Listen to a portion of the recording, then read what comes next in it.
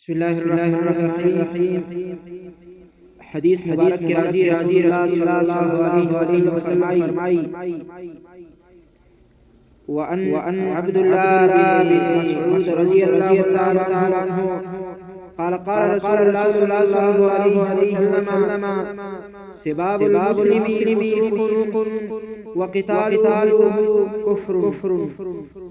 متفق عليه بمشكات حديث دا عبد الله بن مسعود رضی اللہ تعالی روایت دے چکنزل کول ما صدا فسق دے او جنگ ور سره دا کفر دے یعنی عمل دا کافرانو دے چې جنگ ور سره کې دا کافرانو دے او یا اخی سر کی کفر ترسیږي زما عزت مندو مسلمان د بل مسلمان سره تکلیف رسول او هغه سره جنگ کول او هغه سره هغه ته کنزل کول نو دا خبره ده کنزل کول فساد او جنگ دا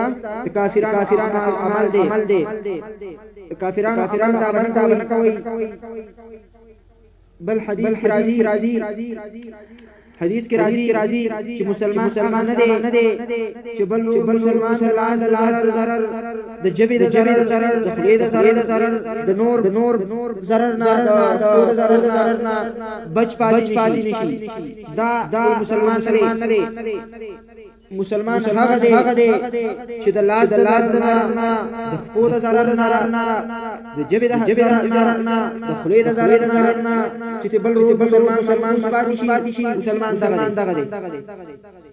زما عزت مند خبر نو حدیث عبد الله بن مسعود رضی الله عنه رسول الله صلی الله علیه وسلم دا فرمایله چې ورور مسلمان څخه کول او هغه سره جنگ کول دا کنزل کول مسلمان د فسق او هغه سره جنگ کول دا عمل د کافرانو دی او اخیری سر کی پیش ورسی رسول الله صلی الله علیه وسلم حدیث صحیح حدیث کا حدیث ته اگدار